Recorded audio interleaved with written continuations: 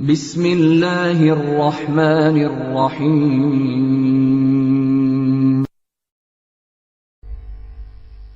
شادی کی تقریب سے پہلے اور رشتے کے تعین کے موقع پر کف تلاش کیا جاتا ہے۔ بھئی لڑکا کتنا پڑھا ہوا ہے؟ کیا اتنا پڑھا ہوا ہے؟ لڑکی کیسی ہے؟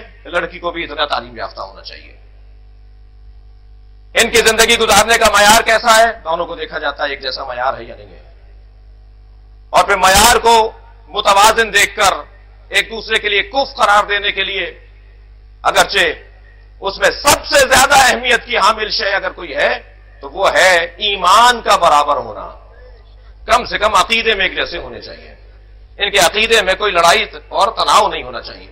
چند مخصوص شادیاں ہی ہیں کہ جس میں عقیدے کا لحاظ نہیں رکھا گیا ہے، اور جہاں عقیدے کا لحاظ آپ کو تاریخ میں آنے والی شادیوں میں دکھائی نہ دے، ایک صلوات بھیج دے رہا محمد و آل محمد،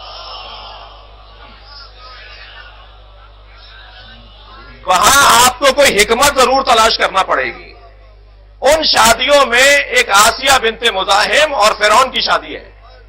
ایک ہے جو بڑا رب بننے کا اعلان کر رہا ہے، چھوٹا موٹا رب بھی بننے کو تیار نہیں ہے، انا ربکم الاعلی، میں تمہارا بڑا رب ہوں۔ اور زوجہ اتنی اللہ کی مباہدہ ہے کہ دنیا کی کائنات کی 4 معتبر عورتوں میں سے ایک عورت قرار پا رہی ہے۔ جنت جن عورتوں کی مشتاق ہے، جنت جن کی مشتاق ہے، سب جنت کے مشتاق ہیں۔ بڑا درجہ ہے جناب آسیہ کا، جناب ختیجہ کا، جناب مریم کا، جناب فاطمہ کا، صلوات بھیجے محمد و آل محمد۔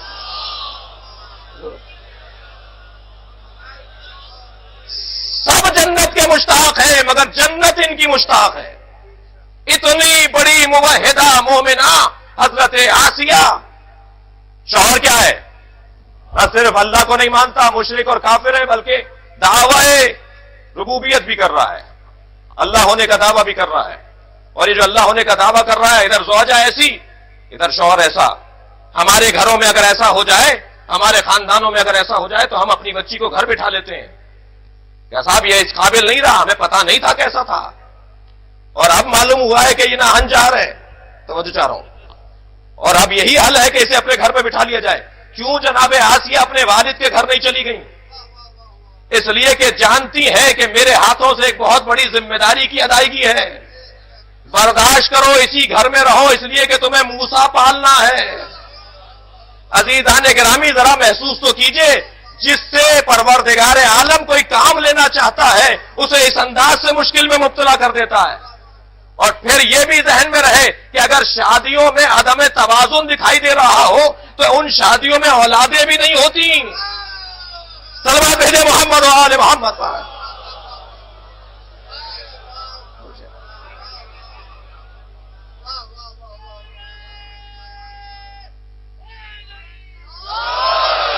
اب یہ دنیا کے اندر رائج ہے کہ تلاش کیا جاتا ہے کہ دونوں ایک جیسے ہونے چاہیے، تعلیم کے اعتبار سے، عقیدے کے اعتبار سے، آپ کہتے ہیں کہ ماحول اور رہن سہن کے حوالے سے ان دونوں میں آپس میں ہم آہنگی ہونی چاہیے، اور اس کے مطابق پھر رشتے طے پا جاتے ہیں، اور اس کے مطابق پھر زندگیاں آگے بڑھتی ہیں۔ اگرچہ ایک معاشرے کی ایک بیماری کی طرف آپ کی اور توجہ دلاؤں، وہ یہ کہ عزیزان گرامی، ہمارے یہاں ارینج میرج کا اور طے شدہ اور والدین کی جانب سے دیے ہوئے رشتے کا جو رواج ہے اس میں زیادہ طاقت اور دم پایا جاتا ہے، اور جو پسند کی شادیاں ہیں ان میں جذباتیت اور ان میں احساسات غالب ہیں۔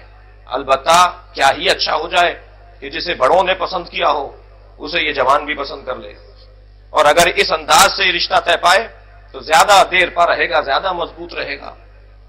مجلس میں جوانوں کی تعداد کچھ کم نہیں ہے، اور میں دیکھ رہا ہوں چہرے پر تراوٹ ہے، اس لیے کہ ان کے مطلب کی بات بھی ہو رہی ہے۔ اور پھر اگر یہ موضوع کسی بزرگ کے آگے بھی چھیڑ دیا جائے تو خوش تو بہرحال وہ بھی ہوتا ہے۔ ایک صلوات بھیجنے ذرا محمد و آل محمد۔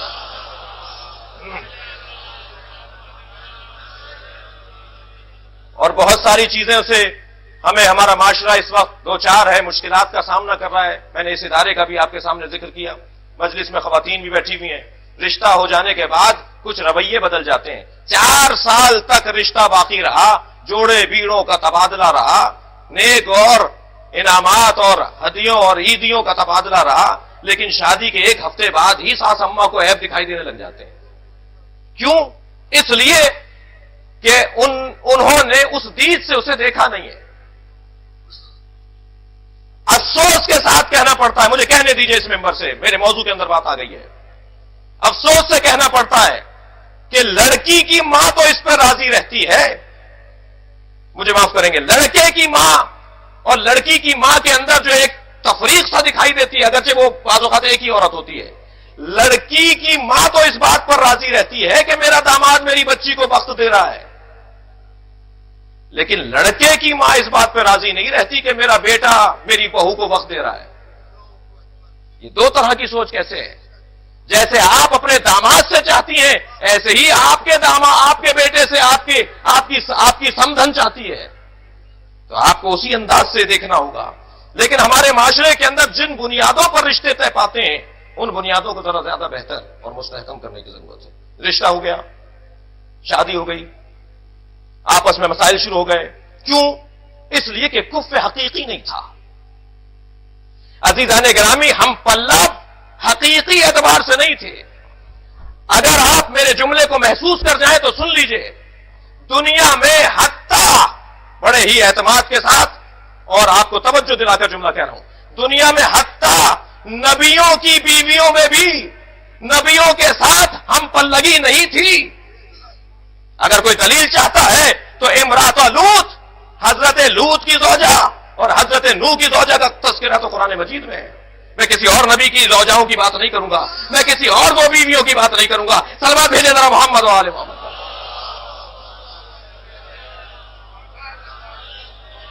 لیکن حضرت نوح اور حضرت لوط کی بیویوں کا تذکرہ تو قرآن مجید میں آ گیا.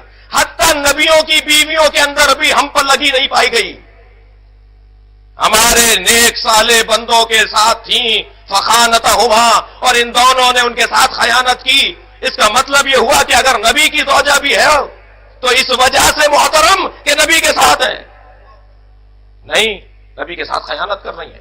تو دنیا میں، توجہ چاہ رہا ہوں، دنیا میں کوئی ایک رشتہ بتائیے سوائے فاطمہ اور علی کے جو برابری کی بنیاد پر ہو.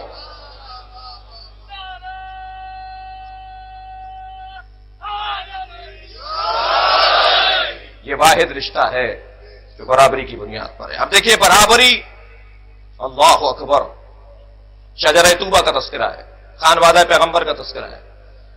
برابری ایک عنوان یہ ہے، هل يستوي الذين يعلمون والذين لا يعلمون، کیا جاننے والے اور نہ جاننے والے برابر ہیں؟ اب اگر جناب سیدہ کا علم مولا کائنات کے علم سے کمتر ہو تو برابری والا رشتہ اور کف کا مفہوم کہاں جائے گا؟ علی اگر سلونی کا دعویٰ کرے تو فاطمہ کہے کہ میں بھی ما کانا ما یکون کو جانتی ہوں. صلوات بھیجے محمد و آل محمد.